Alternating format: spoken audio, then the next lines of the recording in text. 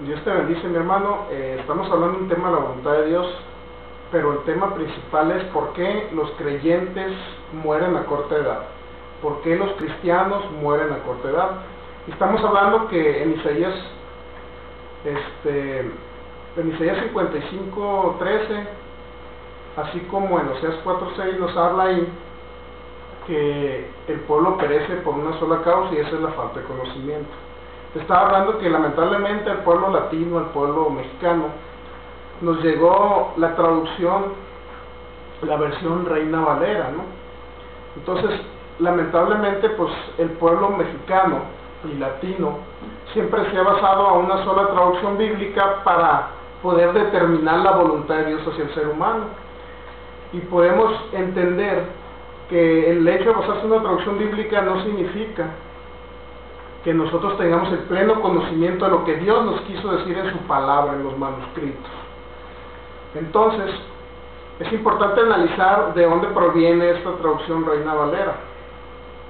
Quiero comentarte que Reina Valera, la traducción Reina Valera, estos señores Reina Valera los tomaron de los manuscritos que se llaman Textus Receptus.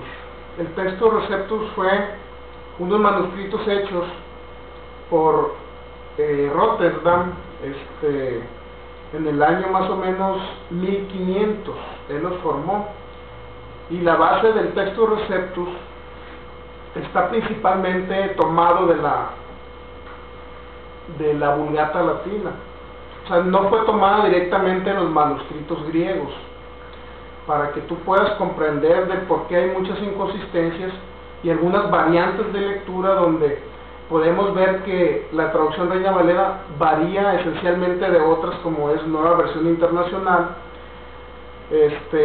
cuya traducción fue tomada directamente de algunos manuscritos griegos denominados como minoritarios, pero que son más apegados a los manuscritos más antiguos. Y esta versión nueva versión internacional fue tomada del Códice Sinaítico y el Códice Vaticano, que son uno de los más apegados a los originales.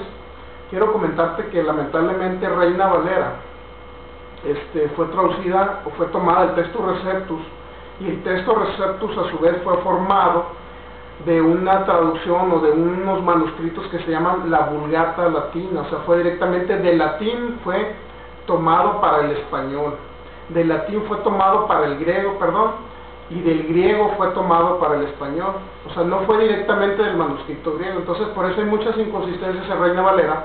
No me gusta criticar ninguna traducción especial, pero es necesario entender que la traducción que nos llegó aquí al pueblo hispano, lamentablemente traía muchos errores de traducción, muchos textos añadidos. Por ejemplo, Mateo 17:21, que dice: este género no sale sino con oración de ayuno. Ese es un texto añadido por parte de los copistas, de donde se tomaron básicamente como referencia para hacer el Textus Receptus y para formar la Vulgata Latina.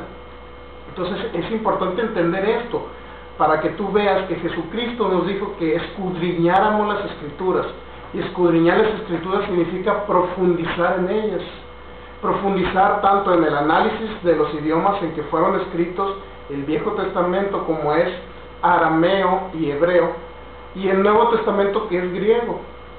Es importante conocer gramática para efectuar su traducción. Es importante entender porque una palabra en griego, en hebreo o en arameo tiene hasta 70 significados diferentes de traducción al español o a otros idiomas, de tal manera que parte de los traductores toman en cuenta posiblemente algunas palabras y otras no, de acuerdo al concepto que ellos tienen de Dios. Pero yo te quiero decir que Dios es bueno, que Dios no castiga con el mal, y eso es lo que vamos a demostrar en toda la parte de nuestra estancia en esa ciudad de Culiacán, Sinaloa, y en lo que nosotros vamos a enseñar al pueblo de Dios, para que ustedes salgan capacitados y vean que realmente cualquier problema que haya, de que Dios castigó en el Antiguo Testamento, de que Dios envió plagas, de que Dios envió el diluvio, de que Dios destruyó Sodoma, realmente son problemas de traducción. Quiero comentarte, mi estimado amigo y hermano, continuando con la enseñanza, que Dios en Jeremías capítulo 29, en el verso 11, dice, porque yo sé los pensamientos que tengo acerca de vosotros. Te dice el Señor ahora, pensamientos de paz.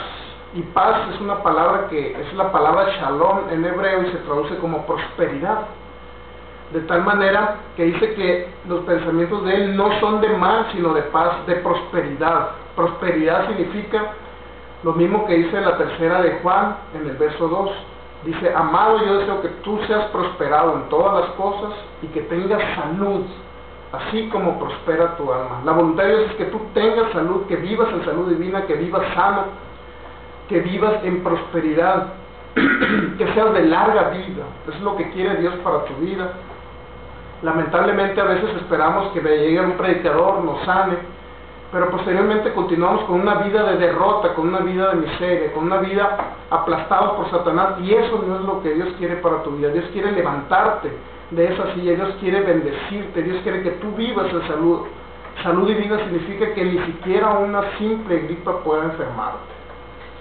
Te voy a decir algo muy importante de lo que se ha pensado originalmente, basándose en una sola traducción bíblica y diciendo que Dios castiga con el mal. Quiero comentarte lo que dice Santiago 1:13. Dice, cuando alguno es tentado, no diga que es tentado de parte de Dios, porque Dios no puede ser tentado por el mal, ni Él tienta a nadie.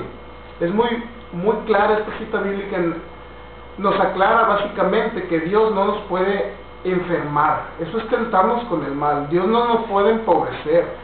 Dios no va a permitir el accidente de un hijo para que muera y posteriormente se convierta en mi familia. Esa no es la voluntad de Dios. La voluntad de Dios es que tú seas de larga vida. Por eso aquí dice Santiago 1:13, dice que Dios no te castiga con el mal. Dios no trata con tu cuerpo, Dios no trata con tu alma. Básicamente Dios trata con tu espíritu y renueva tu alma conforme a la palabra de Dios. Santiago 1:16 y 17 nos habla, dice, amados hermanos, no erréis, dice, toda buena dádiva y todo don perfecto desciende de lo alto, del Padre de las luces, en el cual no hay mudanza ni sombra de variación. Esto significa, en pocas palabras, que Dios es bueno. Todo lo bueno viene de Dios y todo lo malo viene de Satanás. Debemos entender que hay algo bueno y malo.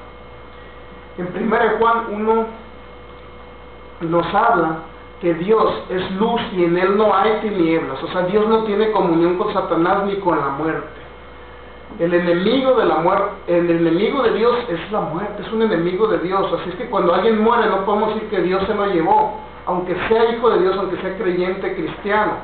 Si Satanás destruyó su cuerpo aquí en la tierra, él va directamente a la presencia de Dios, pero lamentablemente quien destruyó su cuerpo en la tierra no fue Dios, sino fue el enemigo de la humanidad que se llama Satanás.